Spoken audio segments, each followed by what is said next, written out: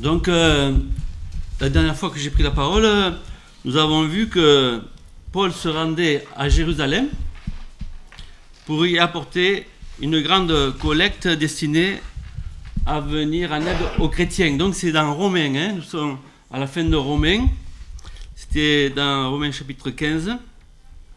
Donc, cette collecte, c'était un grand geste d'union avec d'autres chrétiens, un grand signe de communion et de solidarité. Alors, Paul, pour cette œuvre, avait fait un circuit, avait récolté de l'argent, et il demandait à ce que les chrétiens de Rome prient pour lui, car c'était un combat. Alors on peut le lire, c'est dans Romains, ça c'est un passage qu'on a vu la dernière fois, hein. C'est Romains 15, 30 et 31. Je vous exhorte, frères, par notre Seigneur Jésus-Christ et par l'amour de l'Esprit, à combattre avec moi en adressant à Dieu des prières en ma faveur, afin que je sois délivré des incrédules de Judée et que les dons que je porte à Jérusalem soient agréés des saints. Donc, c'est ce que le Seigneur avait donné à Paul de faire, et puis il savait que c'était délicat, qu'il y avait des tensions, que tout pouvait arriver. Et il est arrivé à Jérusalem, et après avoir accompli sa mission, qu'est-ce qui s'est passé? Eh bien, il a été emprisonné, et peut-être vous vous en rappelez, sinon vous pourrez le lire dans Actes 21 et 22. Hein. Et donc, voilà. Il continue cette lettre alors, et on va la lire. Hein. On va lire Romains 16, 1 à 16.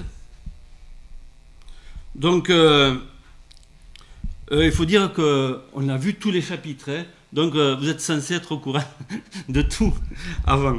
Alors, Romains 16, 1 à 16 nous dit: je vous recommande Phébé, notre sœur, qui est diaconesse de l'église de Sancrée, afin que vous la receviez à notre Seigneur d'une manière digne des saints, et que vous l'assistiez dans les choses où elle aurait besoin de vous, car elle en a aidé à plusieurs et à moi-même.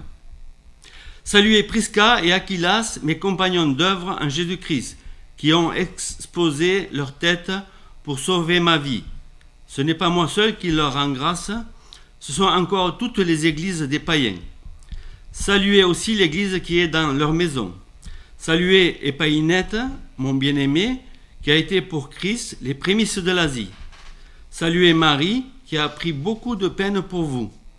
Saluez Andronicus et Junias, mes parents et mes compagnons de captivité, qui jouissent d'une grande considération parmi les apôtres, et qui ont même été en Christ avant moi.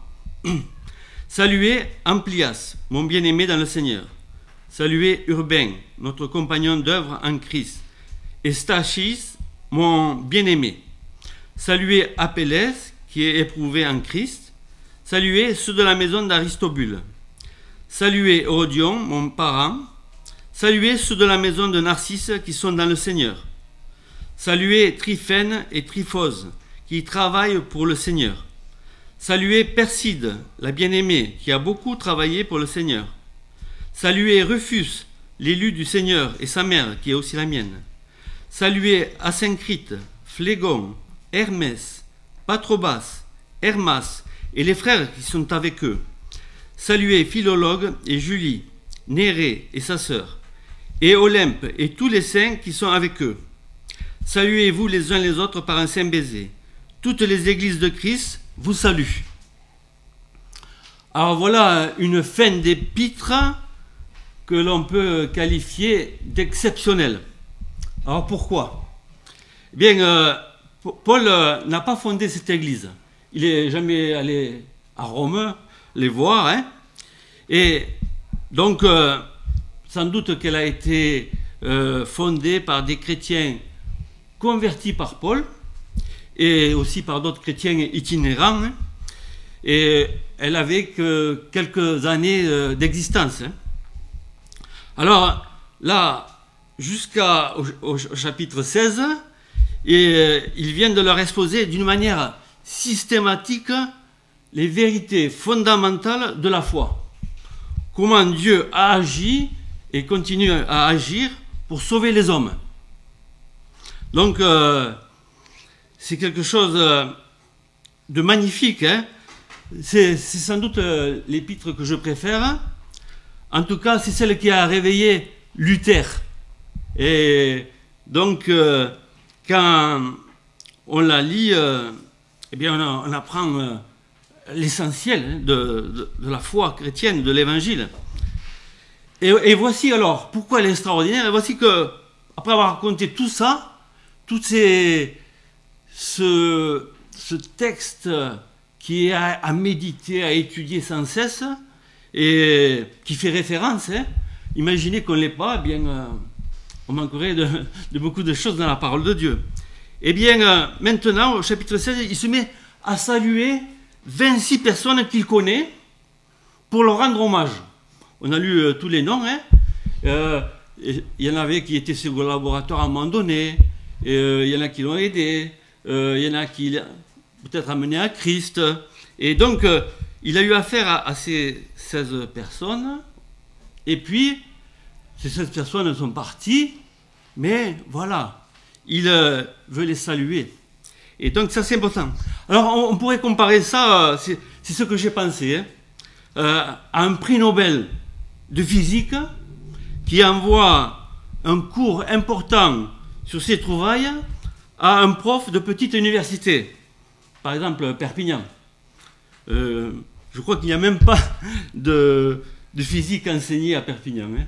Alors, il envoie pour qu'il lise à ses élèves ce cours magistral sur la physique, lui qui est un prix Nobel de physique, et il dit qu'à la fin, saluez eh bien, Andronicus, Amplias, Marie, Urbain, etc. 26 personnes, avec quelques détails, parce qu'il les connaît. Voilà. Est-ce que vous avez déjà eu cette expérience? Ben, on lui dirait, c'est hors sujet. Pourquoi il nous parle, ce prof nous parle de physique, c'est le prix Nobel, il est réputé dans le monde entier, et il nous dit, bon, ben, Andronicus, Amblias, saluez-les, parce que c'est important. Alors, Paul profite de cette lettre importante pour renouer et affermir les liens personnels qu'il avait avec ses chrétiens. Comme on l'avait déjà vu, hein, l'église de Rome était constituée plus de païens que de juifs. Alors, ces 26 personnes étaient réparties dans 5 églises de maison. Hein. Donc, l'église était plus grande, mais comme à Rome, hein, c'est que vous prenez Paris, ceux qui habitent au 12e, eh bien, ils ne vont pas avoir ceux du 1er arrondissement, mais à un moment donné, ils se réunissent. Donc, alors, ils étaient dans 5 églises de maison. Et alors, d'après les noms, il y a 1 ou 2 hébreux, 5 ou 6 latins, 15 ou 16 qui sont grecs. Voilà ces salutations adressées à ces personnes. Et Paul les salue par leur nom.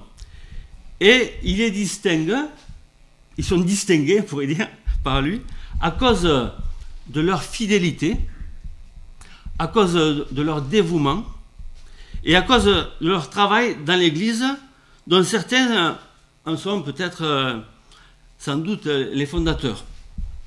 Alors, il leur rend hommage et souhaite que l'Église en fasse de même. Il les a connus et, en fait, peut-être qu'il est renseigné sur cette Église de Rome par certains d'entre eux. C'est pour ça qu'on avait vu qu'il leur a écrit et qu'il espérait les voir un jour. Et de là, aller en Espagne évangéliser, donc comme une tête de pont. Hein. Alors, lui, il savait des choses et il a estimé bon d'envoyer cette lettre importante aux Romains, mais, eh bien, il connaissait les problèmes de cette église, et aussi, il aimait ces personnes qu'il connaissait depuis tellement longtemps. C'est 26 au moins. Alors, je ne peux pas penser un seul instant qu'il ait oublié quelqu'un qu'il connaissait, involontairement. Il les avait à cœur et il était reconnaissant envers eux. Mais c'est que le plus important, hein, c'est qu'il était connu de Christ. Et donc, le plus important, ce n'est pas d'être connu d'un grand évangéliste, d'un grand chrétien, d'un grand auteur biblique, c'est qu'on soit connu de Christ. Et c'est ça qui doit nous interroger. Alors, dans la Bible, connaître le nom de quelqu'un, c'est connaître cette personne. Alors, tous les noms signifient quelque chose. Et ça correspond à la personne ou à la personnalité. Alors, Dieu nomma Adam et Ève, qui représentent ceux qui sont vivants. Hein. Et Dieu dit à Adam de nommer, quant à lui, tous les animaux. Alors, les noms des animaux, eh bien, ont été donnés par Adam au départ. Alors, les noms, hein, quand on les étudie, on a l'impression qu'ils sont tous prophétiques. Alors, les personnes ont des noms, et puis certains ont été changés au cours de leur vie. Alors, par exemple, Jacob, c'est celui qui supplante. Donc, vous connaissez l'histoire sans doute. Et Dieu dit, maintenant tu seras appelé Israël, celui qui lutte avec Dieu. Donc, vous savez pourquoi. Hein. Donc, alors, soit au départ, soit pendant, soit après, eh bien, ces noms correspondent à cette personne, peut-être à son évolution. Ce sont des précisions parfois. Hein. Le Seigneur Jésus a dit, tu es Simon, tu seras appelé Pierre. Voilà. Et Pierre, ça veut dire roc, rocher. Voilà, vous connaissez aussi l'histoire. Et c'est important de donner souvent des précisions hein, dans tous les domaines. Hein. Alors, on a des adjectifs hein, souvent pour préciser quelque chose. Hein. Bon, moi, j'aime bien chercher les champignons. Hein.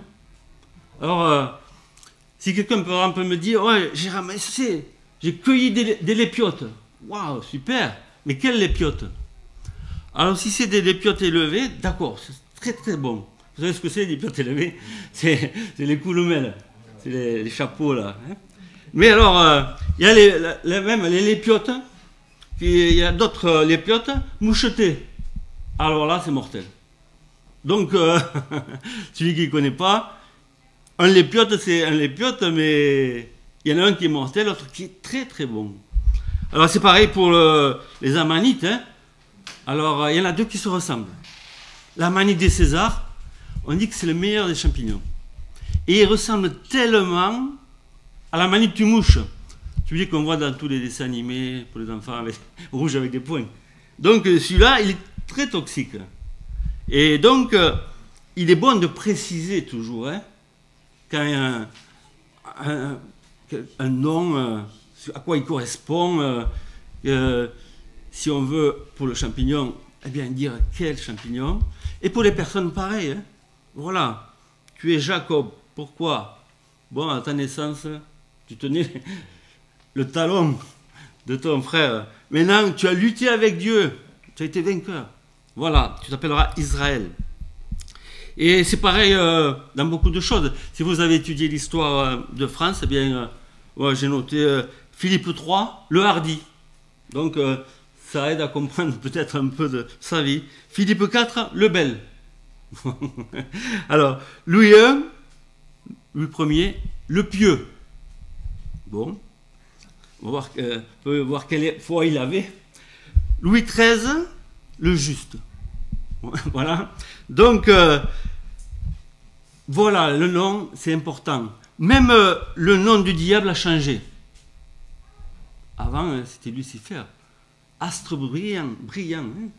Maintenant, c'est le diable, Satan, l'accusateur, hein, celui qui veut faire du mal. Alors, de nos jours, on choisit un nom en mélangeant des syllabes qui paraissent sonner bien ensemble, hein. Il n'y a aucune référence, hein. Alors, tous les jours, vous entendez ouais, comment on appelle votre enfant? Ben, il s'appelle... il y a tout et... Il faut que ça sonne. Ding, dang, voilà, ben, peut-être c'est bien. Et chacun choisit... Comme ça, il n'y a aucune référence, ça ne veut rien dire. Mais dans la parole de Dieu, ce n'est pas le cas. Alors, on va regarder la rencontre de Moïse avec Dieu. Alors, un premier passage, c'est dans Exode 3, 13 à 15.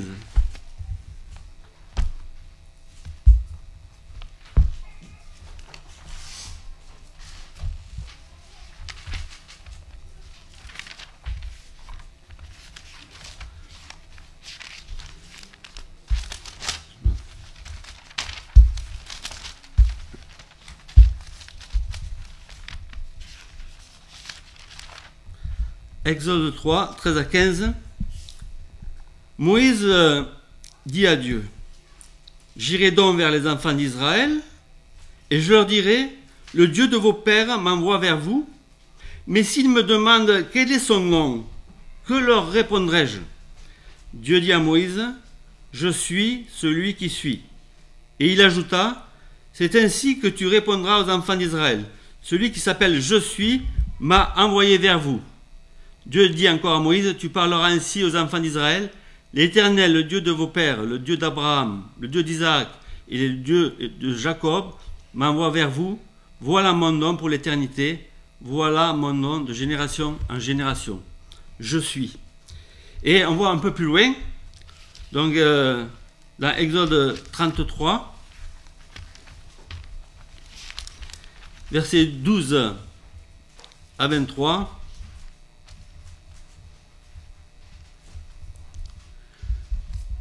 Moïse dit à l'Éternel, « Voici tu me dis, fais monter ce peuple, et tu ne me fais pas connaître qui tu enverras avec moi. Cependant tu as dit, je te connais par ton nom.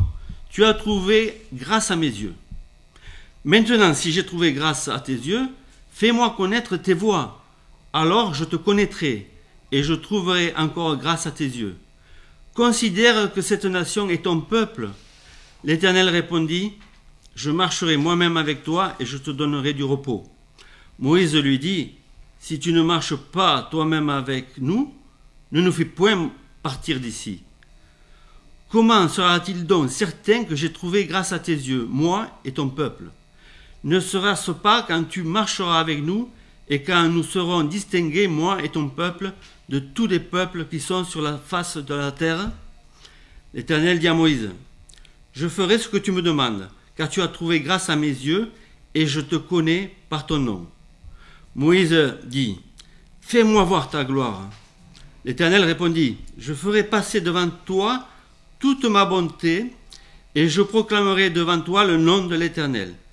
Je fais grâce à qui je fais grâce, et miséricorde à qui je fais miséricorde. » L'Éternel dit, « Tu ne pourras pas voir ma face, car l'homme ne peut me voir et vivre. » L'Éternel dit, « Voici un lieu près de moi.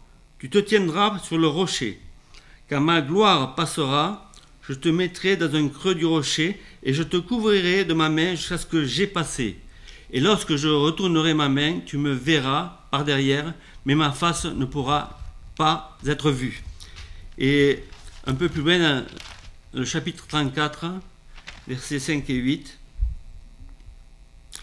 l'Éternel descendit dans une nuée, se tint là auprès de lui, et proclama le nom de l'Éternel.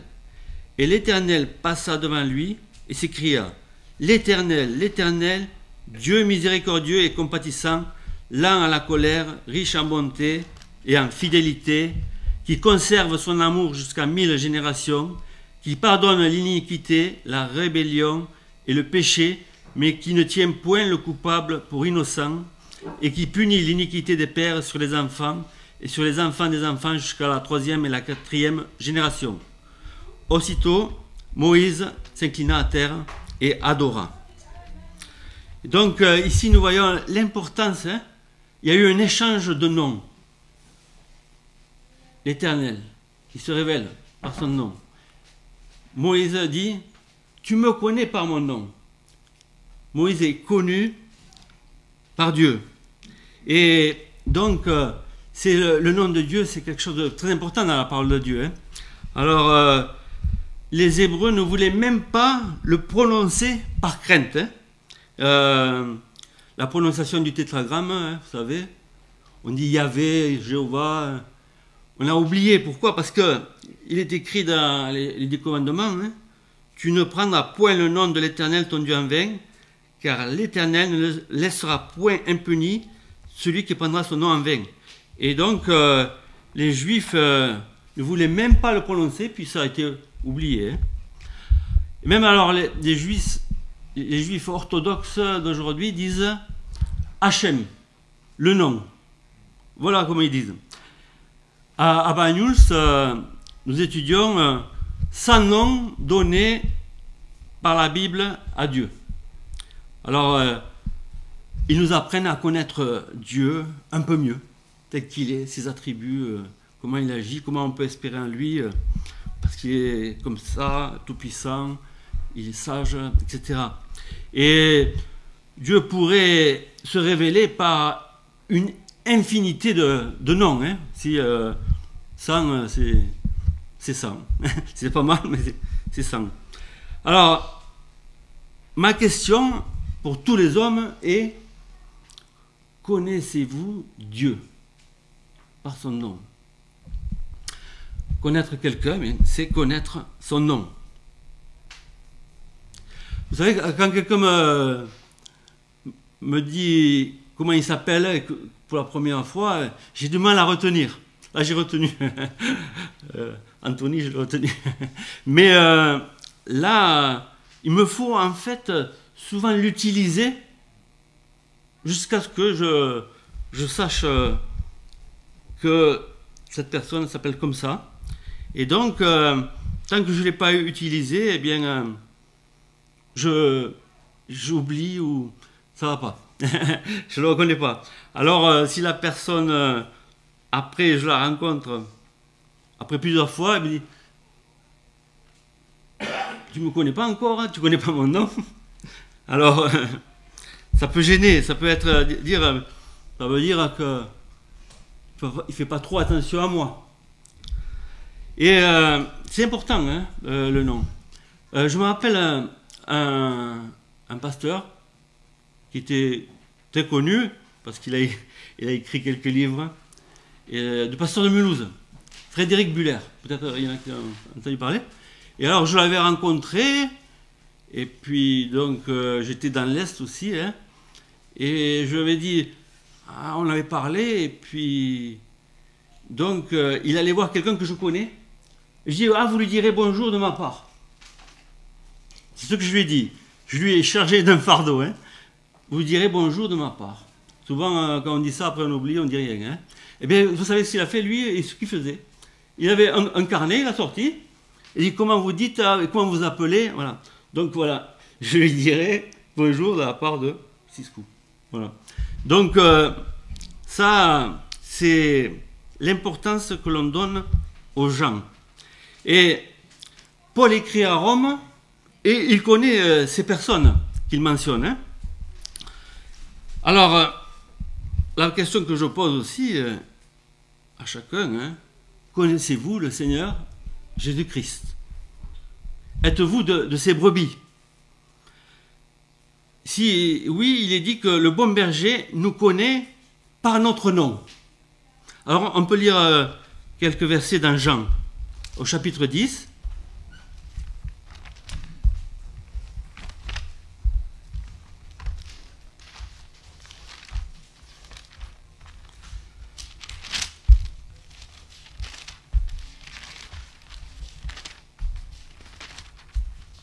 Donc, on va lire d'abord 14 et 15, Jean 10, 14 et 15.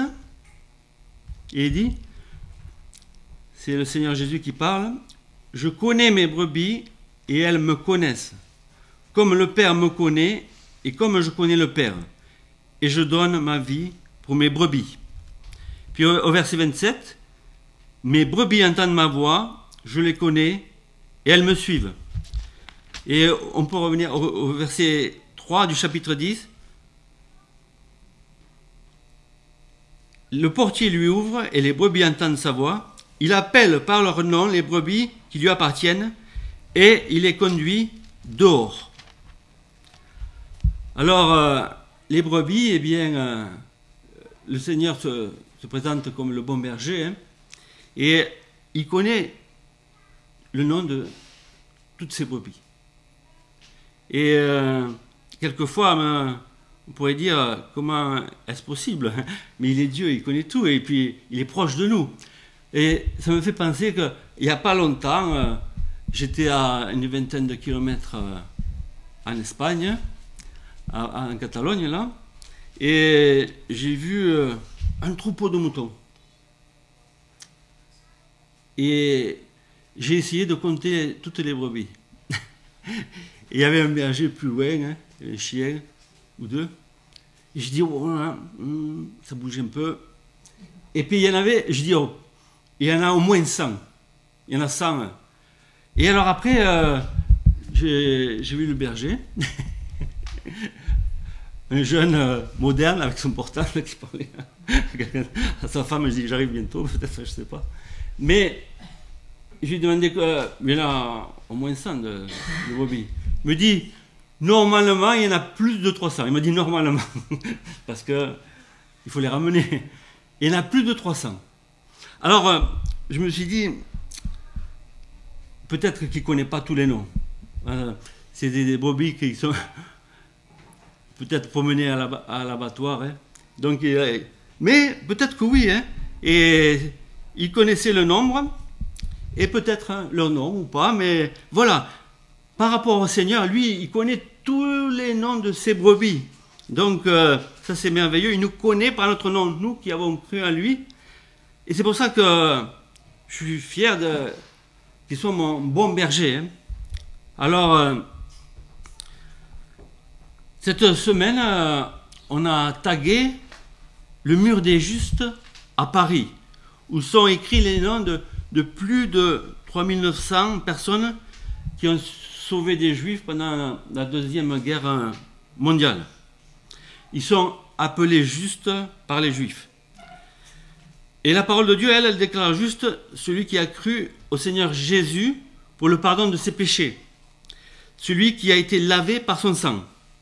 Alors on peut lire un autre verset là, dans Jean 17, et verset 6, et aussi le verset 26. Jean 17,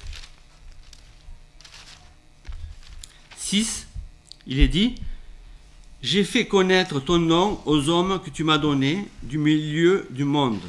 Ils étaient à toi, et tu me les as donnés, et ils ont gardé ta parole. » Et puis au verset 26, « Je leur ai fait connaître ton nom, et je leur ferai connaître, afin que l'amour dont tu m'as aimé soit en eux, et que je sois en eux. » Parole du Seigneur Jésus.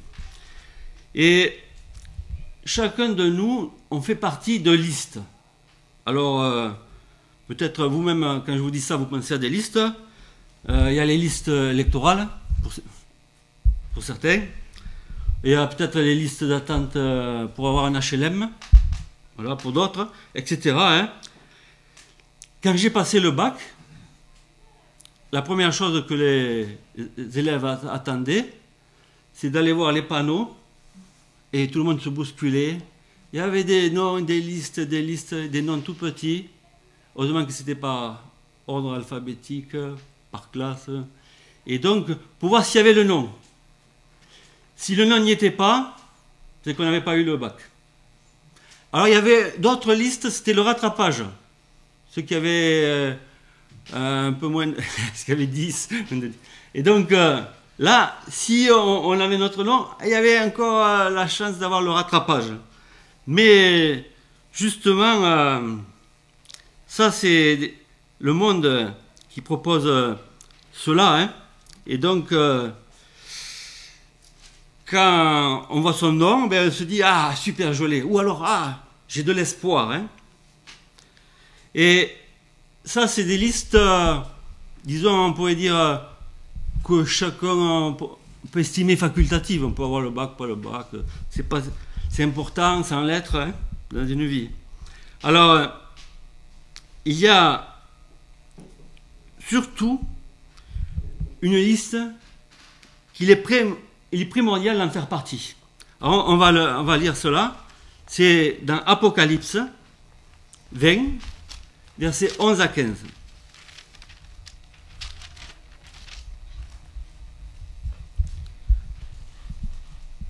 Le dernier livre de la Bible, hein, Apocalypse 20, 11 à 15 nous dit: Puis je vis un grand trône blanc et celui qui était assis dessus.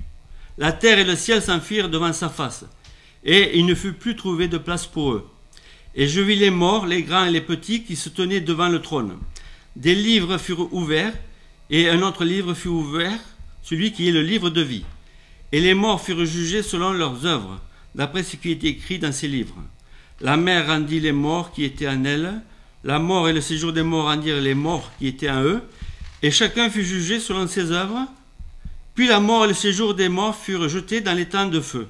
C'est la seconde mort, l'étang de feu.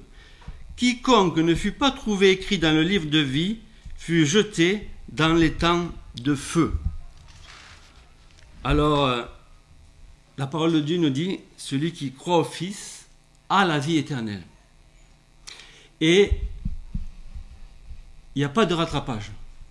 Tant qu'on est sur cette terre, eh bien, nos noms peuvent être inscrits dans le livre de vie. Et un jour, bien, ces livres sont fermés, c'est à notre mort. Et un jour, comme on vient de le lire, ces livres seront ouverts avec les listes de ceux qui seront bons pour la vie éternelle, parce qu'ils auront cru en Jésus. Et c'est quelque chose de ne pas se voir dans une liste quand on pense y être, comme pour le bac, tout le monde pensait y être. Mais bon, d'autres ont été déçus. Mais dans le ciel, pas de rattrapage. Hein.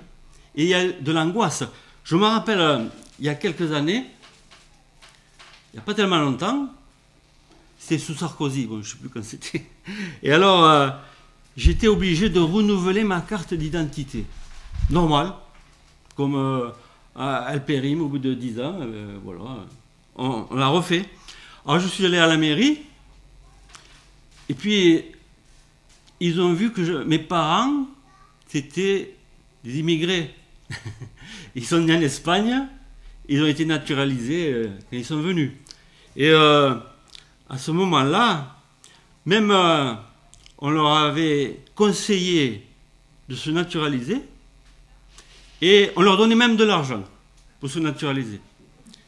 Il y a un ami à eux qui les avait conseillé de le faire, hein, de ne pas tarder. Oh, c'était dans les années 60, début 60. Et donc, moi, je pensais être français depuis toujours. Je suis né à Perpignan. Hein. Et donc, on me demandait de prouver que j'étais français. Alors là, il s'est passé quelque chose, une angoisse soudaine. Je dis, comment prouver, moi qui suis français, que je suis français? Ils vont me renvoyer où? Je ne sais pas. Quoi? Alors, je savais qu'on avait tous les papiers. Et donc, ça a été facile de les prouver. Mais je me suis rendu compte plus tard hein, que d'autres avaient éprouvé la même angoisse. Et ils se sont trouvés dans le même cas que moi. Et donc, ce décret a été annulé. Hein. Et donc, mais l'angoisse que j'ai eue, c'était terrible parce que je dis, c'est impossible que je le prouve, puisque c'est comme si je devais prouver, enfin, maintenant on ne peut plus prouver que je suis un homme. Bon. Pardon pour cet exemple. Hein? Ouais. Alors, donc, prouver des choses qui sont évidentes, ça paraît difficile, hein? Et donc, il y avait cette angoisse. Et donc, moi je vous dis, si quelqu'un sait qu'il n'est pas encore inscrit dans le livre de vie, eh bien il est encore temps. Hein. Alors les raisons peuvent être variées. Hein. Des fois ça tient à des détails. On n'a pas compris certaines choses. On pense qu'il faut d'abord faire ceci, cela. Un peu comme ma fille qui vient de se marier. Elle n'a pas encore pris le nom de son mari. Alors, parfois, elle ne sait pas comment se déclarer avec son ancien nom, parce qu'elle a des anciens noms dans différents domaines, hein, à la banque ou ceci, cela. Et pour des démarches futures, est-ce qu'elle doit mettre son nom de maintenant de mariage de son mari? Alors, elle ne sait pas, hein, mais en tout cas, elle se dit... voilà, il faut que ce soit clair. Hein. Il faut que je sache comment je m'appelle, ce que je dois faire, et que tout le monde le sache, que ce soit global. Alors, la parole de Dieu nous dit que nous, chrétiens, nous devons sanctifier Christ le Seigneur dans nos cœurs. Alors, on va lire quelques versets là. C'est pour nous ce que le Seigneur nous demande comme démarche, et c'est important parce que nous lui appartenons et nous avons son nom. Alors, Colossiens 3, 17 nous dit: et quoi que vous fassiez en parole ou en œuvre, faites tout au nom du Seigneur Jésus, en rendant par lui des actions de grâce à Dieu le Père. Nous devons glorifier Dieu. Et c'est en toute occasion. Hein. C'est peut-être ce qui doit occuper nos cœurs et nos pensées. Nous devons adorer Dieu et le servir. Alors regardez ce qu'il dit dans 1 Pierre 4, versets 14 et 16.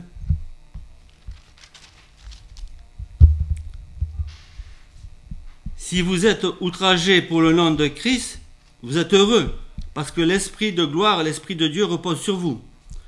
Que personne d'entre vous, en effet, ne souffre comme un meurtrier, ou voleur, ou malfaiteur, ou pour s'être ingéré dans les affaires d'autrui. Mais si quelqu'un souffre comme chrétien, qu'il n'en ait point honte, et que plutôt il glorifie Dieu à cause de ce nom. Et donc, le Seigneur nous connaît par notre nom. Peut-être que pour lui, il nous appelle différemment déjà de ce que nous sommes appelés. Parce que pour lui, eh bien, il sait ce que nous sommes en réalité. Et une des promesses de la parole de Dieu, c'est que Dieu va nous donner un nouveau nom. Alors, j'aimerais le lire dans Apocalypse, au chapitre 2, verset 17, il est dit: que celui qui a des oreilles entende ce que l'Esprit dit aux églises. À celui qui vaincra, je donnerai de la manne cachée, et je lui donnerai un caillou blanc. Et sur ce caillou est écrit un nom nouveau que personne ne connaît, si ce n'est celui qui le reçoit. Donc un jour, ça correspondra à quelque chose, hein, de notre personnalité, sans doute. Apocalypse 3,12 nous dit: celui qui vaincra, je ferai de lui une colonne dans le temple de mon Dieu, et il n'en sortira plus. J'écrirai sur lui le nom de mon Dieu et le nom de la ville de mon Dieu, de la nouvelle Jérusalem, qui descend du ciel d'auprès de mon Dieu, et mon nom nouveau. Le Seigneur aussi a un nom nouveau. Alors, c'est des choses peut-être qui nous dépassent, mais je pense qu'on a compris que l'essentiel, c'est d'être dans le livre de vie. Alors, dans Romains que nous avons lu, hein, quand Paul salue ces chrétiens de Rome, on a l'impression que pour lui, ce sont des vainqueurs, ou qu'ils sont en train de le devenir. Et en tout cas, ce sont des serviteurs de Christ. Et quand il s'est adressé à eux, donc on l'a lu au début, eh bien, il a demandé à ces chrétiens, aux chrétiens de l'Église de Rome, de prier pour lui.